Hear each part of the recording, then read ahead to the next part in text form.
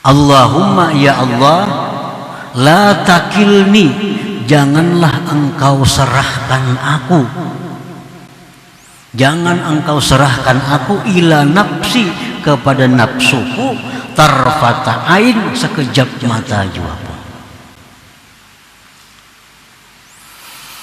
Artinya kalau kita ini diserahkan Tuhan kepada nafsu, semenit saja hancur kita. Kita jadi orang yang hina.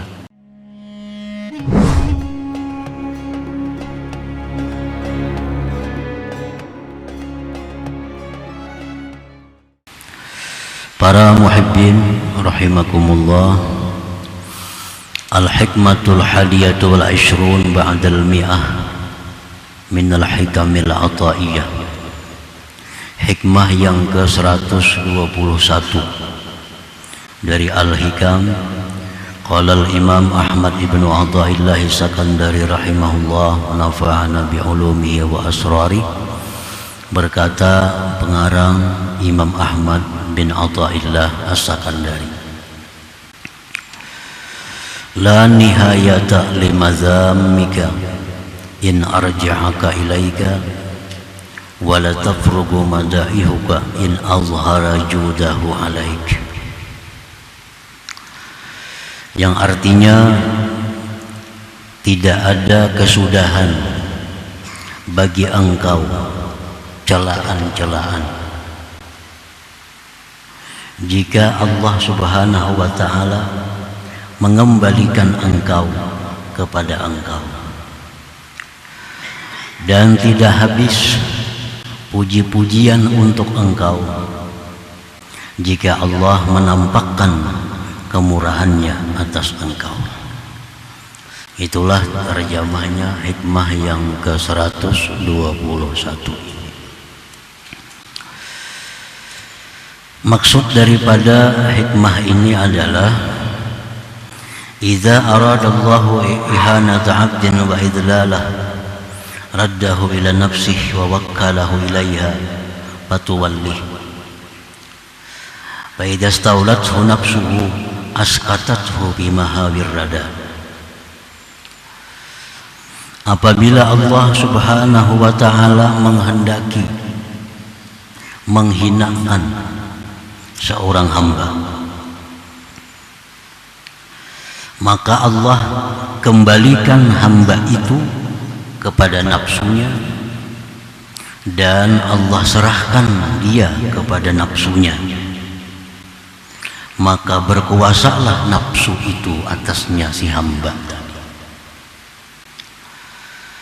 Apabila nafsu itu sudah menguasai seorang hamba, maka nafsu itu akan menjatuhkan dia pada lembah kehinaan.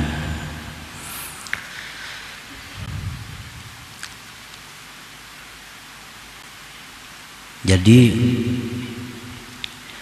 apabila Allah menghendaki kehinaan kepada kita, maka Allah serahkan kita ini kepada nafsu kita, sehingga kita ini selalu diatur, dipimpin oleh nafsu kita. Dan apabila kita sudah di bawah kendalinya nafsu, di bawah pimpinan nafsu, maka pasti nafsu itu akan menjatuhkan kita kepada jurang kehinaan. Fala nihayata limadzammik ayyuhal 'abdu in raddaka ila nafsik. Maka tidak ada kesudahan bagi engkau wahai hamba segala macam celaan apabila Allah kembalikan engkau itu kepada nafsu engkau. Nah, apabila sudah Allah mengembalikan kita, menyerahkan kita kepada nafsu kita, maka diri kita ini penuh dengan segala macam celaan-celaan yang tidak ada kesudahan. Segala macam sifat yang buruk ada pada diri kita. Segala macam sifat yang tercela ada pada diri kita. apabila Allah sudah menyerahkan kita kepada nafsu ini, apabila Allah sudah mewakilkan untuk mendidik, memimpin kita kepada nafsu kita, maka diri kita ini penuh dengan celaan-celaan. Li'anna nafsa mamba'u syurur wal hawa, karena nafsu itu sumber kejahatan dan kehinaan. Nah, nafsu itu sumbernya kehinaan, sumbernya kejahatan. Nah, kalau kita dipimpin oleh nafsu, kalau Allah sudah menyerahkan kita kepada nafsu, maka kita akan jatuh di dalam kehinaan. Wadzalika alamatul wabal wal khusran wa sukutika min ainir rahman. Dan itu tanda kecelakaan, tanda kerugian, dan jatuhnya engkau dari pandangan Allah Subhanahu wa ta'ala. Nah, para muhibbin rahimakumullah, kenapa sebabnya nafsu itu menjadi sumber kejahatan, sumber kebinasaan, sumber kehinaan? Karena pada diri si nafsu itu terkumpul sifat-sifat yang tercela. Tidak ada sedikit pun nafsu itu mempunyai sifat yang terpuji, walaupun secara zahir terpuji, tapi hakikatnya adalah apabila itu dari nafsu, maka pasti tercela.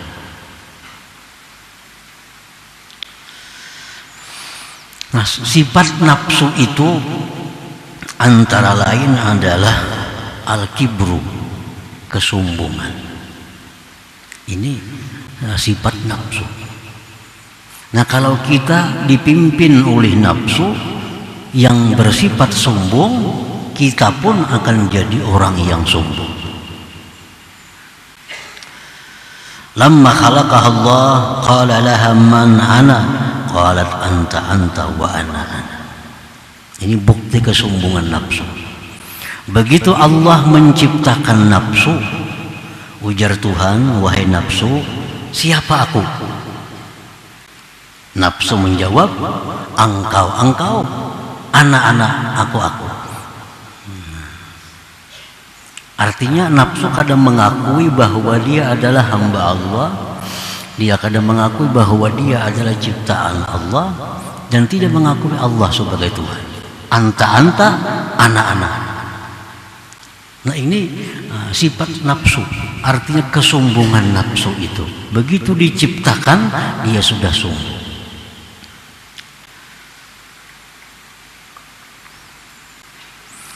Nah, para muhibbin rahimakumullah, kalau kita ini sudah menjadi orang yang sombong, nah, maka sulit untuk diharapkan kebaikan pada diri kita. Sulit bimbingan masuk kepada kita, sulit nasihat itu masuk kepada kita kalau dalam hati kita ini ada sifat sombong itu.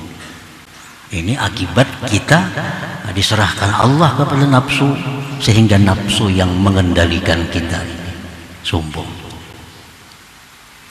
Allah sudah menyatakan dalam Al-Quran, innahu la yuhibbul mustakbirin. Allah tidak suka orang yang bersifat sombong itu. Nah, kalau Allah ini tidak suka orang yang bersifat sombong, maka Allah tidak akan memberikan sesuatu yang berharga kepada orang yang tidak dia cintai itu. Allah tidak akan memberikan sesuatu yang berharga kepada orang yang tidak ia cintai. Apa yang berharga itu? Antara lain hikmah, ilmu-ilmu rahasia, ilmu-ilmu ma'rifat. Nah, ini Allah pasti tidak akan memberikan kepada orang yang tidak disukainya. Orang sombong termasuk orang yang tidak disukai oleh Allah Subhanahu wa ta'ala. Nah, para muhibbin rahimakumullah, dalam hati kita ada sombong, maka nasihat-nasihat agama tidak akan bisa masuk ke dalam hati kita. Nasihat Al-Quran tidak akan masuk ke dalam hati yang di situ sombong. Nasihat-nasihat dari Rasulullah Sallallahu Alaihi Wasallam tidak akan masuk ke dalam hati yang di situ ada sifat sombong. Allah berfirman, "Sa'asrifu an ayati alladzina yatakabbaruna fil ard bighairil haqq." Artinya aku palingkan ayat-ayatku terhadap orang-orang yang sombong di muka bumi itu. Nah, para muhibbin rahimakumullah. Nah, ini salah satu di antara tercelaknya seseorang yang dipimpin oleh nafsu.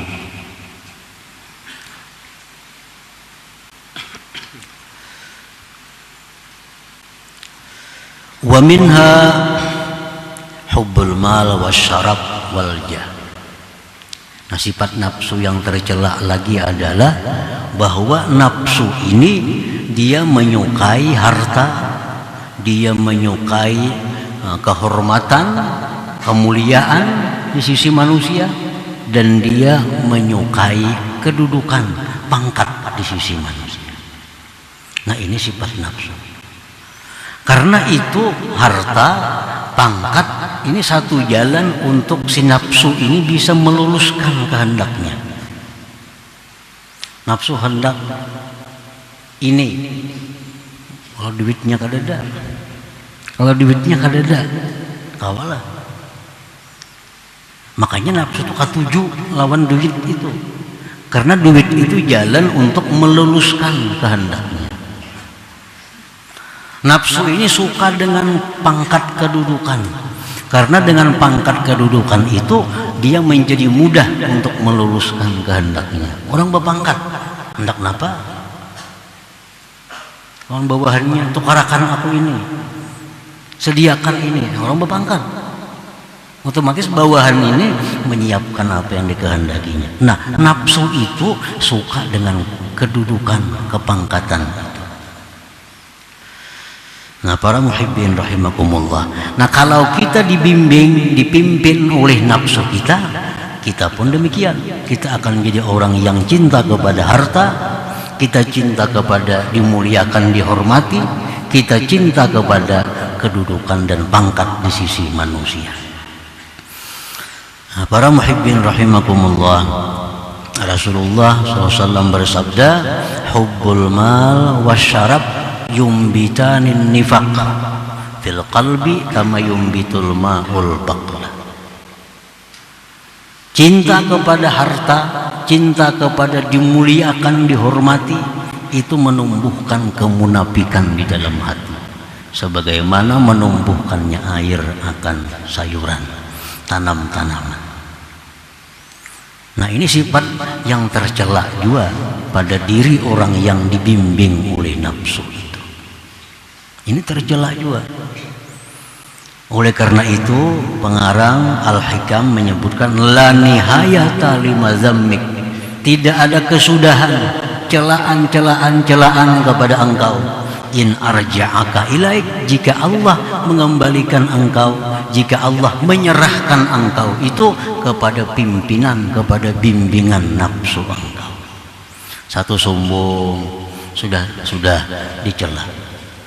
Orang yang sombong ini siapa aja pasti dicela. Kanak-kanak sombong dicela, orang tua sombong tercela, laki suami sombong tercela, istri sombong tercela, murid sombong tercela, guru sombong tercela. Siapapun yang bersifat sombong itu pasti tercela. Nah, para muhibbin rahimakumullah. Jadi cinta kepada harta itu adalah sifatnya nafsu. Cinta kepada dihormati, dihargai orang itu sifatnya nafsu. Cinta kepada kedudukan, kepangkatan itu sifatnya nafsu. Jadi kalau orang sudah dikuasai nafsu, dipimpin oleh nafsunya, nah maka hidupnya demikian. Sombong, suka kepada harta, pangkat, kedudukan. Wa hubbul mal yurisul bukhla. Orang yang cinta kepada harta itu menimbulkan kikir.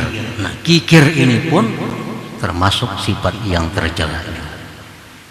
Nya cinta kepada harta, maulah pemurah. Orang cinta kepada harta jauh dengan pemurah. Nah, otomatis orang itu cinta kepada harta, dia kikir. Rasulullah SAW sudah menyatakan, wa innal bakhil ba'idun minallah, ba'idun minan nas, ba'idun minal jannah, qaribun minan nar. Ujar Nabi, orang yang kikir itu jauh dari Allah, jauh dari manusia. Orang ada mau mengawani, hanya kikir, orang aja. Rokok minta lawan orang, titisan minta lawan orang, kawarong minta biari akan orang. Nah, orang kikir, ba'id minan nas, jauh dari manusia, ba'idun minal jannah, jauh dari surga, qaribun minan nar, dekat dengan neraka, dekat dengan neraka. Kenapa sebabnya? Karena orang kikir ini dekat dengan neraka karena dia bayar zakat, zakatnya bisa kurang. Karena dia kikir. Dia menjual takaran, timbangan, ukuran bisa kurang karena dia kikir. Milik orang bisa dikatakannya miliknya karena dia kikir. Nah, makanya tadi qaribun minan nar, dia dekat dengan neraka. Nah, segala sifat tercela-tercela ini ada pada diri orang yang di bawah bimbingan nafsu itu. Nah, para muhibbin rahimakumullah, wa hubbus syarab wal jah yurithur riya. Orang yang suka kehormatan, suka kedudukan itu menimbulkan riya. Riya, minyak sembahyang supaya dinilai orang, dia itu ahli sembahyang. Dia bersedekah bukan mencari balasan Allah. Dia bersedekah bukan mencari keridhaan Allah, tapi dia bersedekah untuk mendapatkan simpati dari orang. Nah, ini akibat apa? Cinta kepada kedudukan, cinta kepada kepangkatan. Mestinya sedekah itu mencari keridhaan Allah. Ya paling inting mencari surga, sedekah. Nah, orang ini dia bersedekah bukan mencari keridhaan Allah, bukan mencari surga, tapi yang dia cari adalah agar orang bersimpati kepadanya, agar orang menyebutnya pemurah dan lain sebagainya. Nah, ini akibat dari cinta kepada kepangkatan, kedudukan itu. Nah, ini pun sifat tercela. Nah, jadi segala macam celaan-celaan itu ada pada diri orang yang dibimbing oleh nafsunya itu. Nah, para muhibbin rahimakumullah,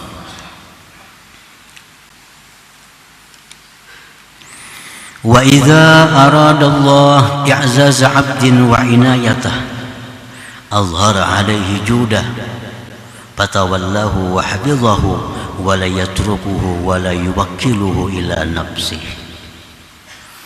Dan apabila Allah Subhanahu wa taala menghendaki memuliakan seorang hamba, Allah menghendaki memuliakan hamba ini, Allah nampakkan atas hamba itu kemurahannya, maka si hamba ini Allah pimpin, si hamba ini Allah pelihara, si hamba ini tidak Allah tinggalkan, tidak Allah serahkan kepada nafsunya. Ini kalau Allah hendak memuliakan seseorang, maka seseorang ini langsung dipimpin oleh Allah, dijaga oleh Allah, kada Allah serahkan kepada nafsunya.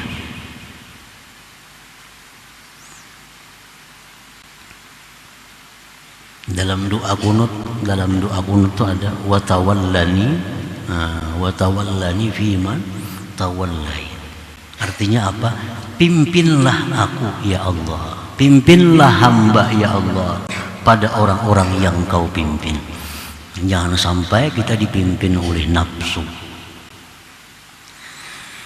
Wa idza aradallahu i'zaza 'abdin, bila Allah menghendaki memuliakan seorang hamba, wa inayatah, dan menolongnya, azhara alaihi judahu, Allah nampakkan atas hamba itu kemurahannya, maka Allah pimpin dia, Allah jaga dia, Allah tidak tinggalkan dia, dan Allah tidak menyerahkannya kepada nafsunya. Fala tafrugu madaihuka ayyuhal abdu in azhara judahu alaika fatawallaka wa hafizaka bi'inayatihi wa hajazaka min nafsik.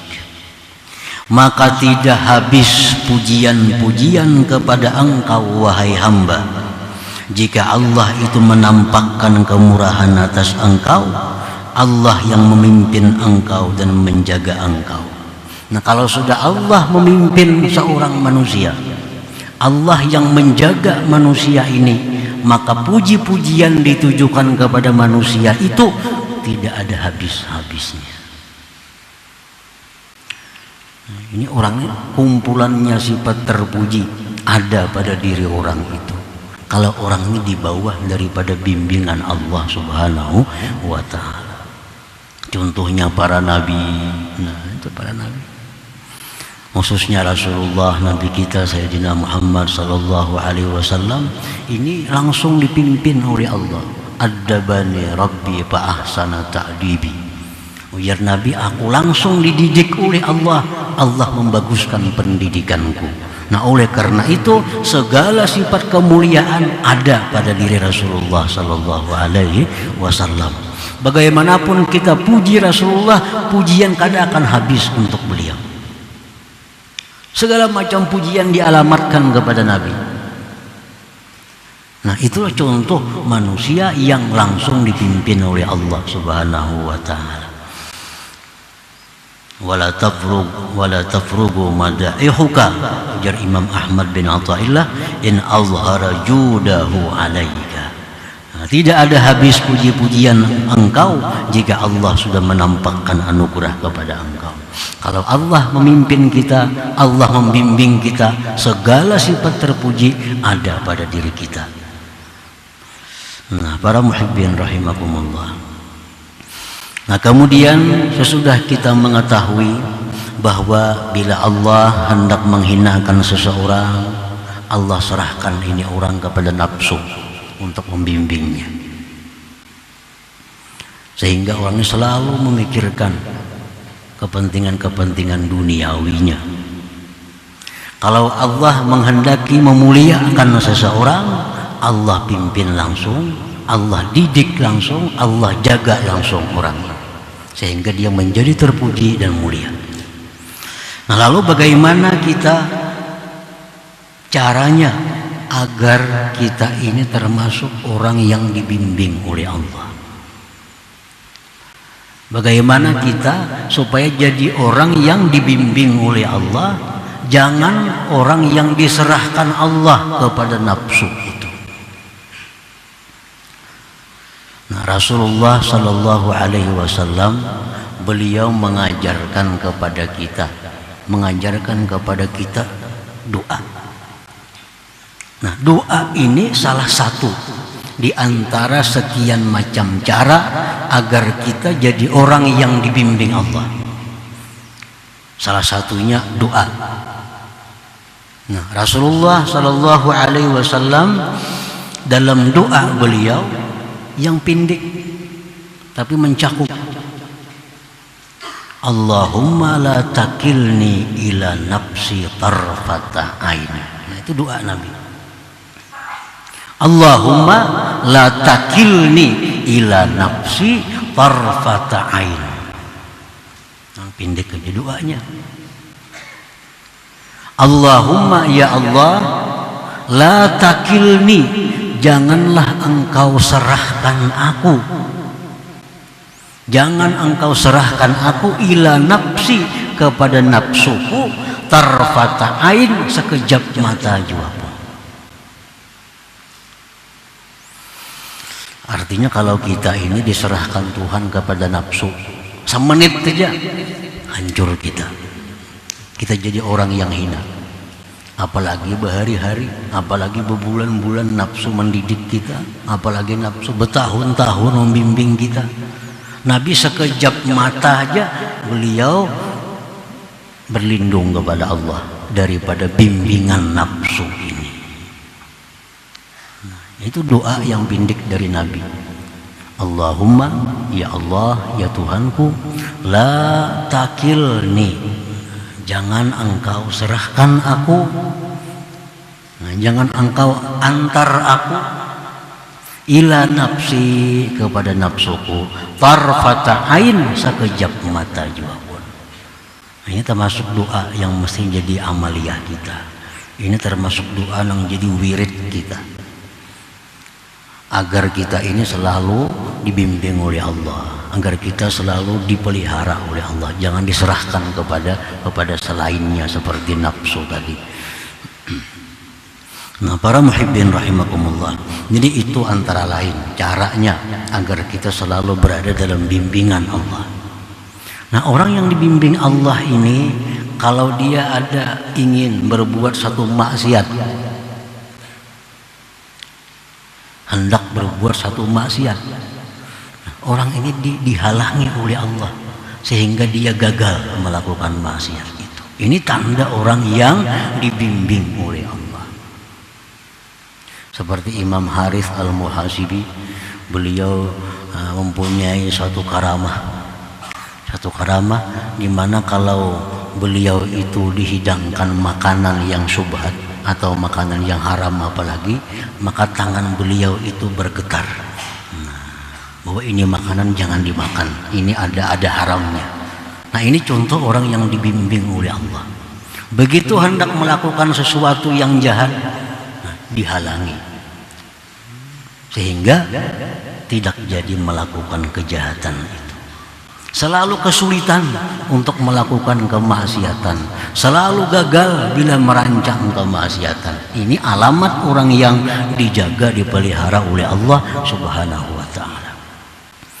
Nah, sebaliknya apabila kita merancang satu kejahatan berhasil, merancang satu maksiat, mencita-cita maksiat jadi, merancang kebaikan gagal, ini alamat bahwa kita ini bimbingan hawa nafsu, bukan bimbingan Allah Subhanahu wa ta'ala. Nah, kalau demikian halnya, maka orang ini banyak-banyak dalam sehari minta kepada Allah, Allahumma la takilni ila nafsi tarfata ain. Itu 1000 kali ke sehari, 100 kali ke sehari.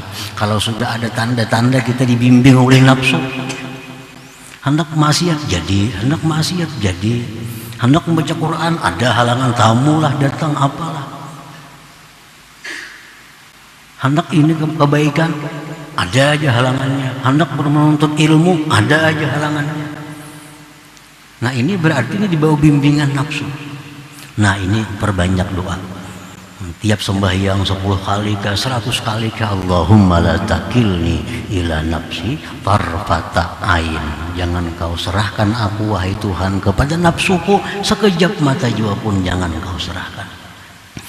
Nah, para muhibbin rahimakumullah, selanjutnya cara agar kita selalu bimbing oleh Allah tersebut di dalam hikmah yang berikutnya, yaitu hikmah yang ke-122.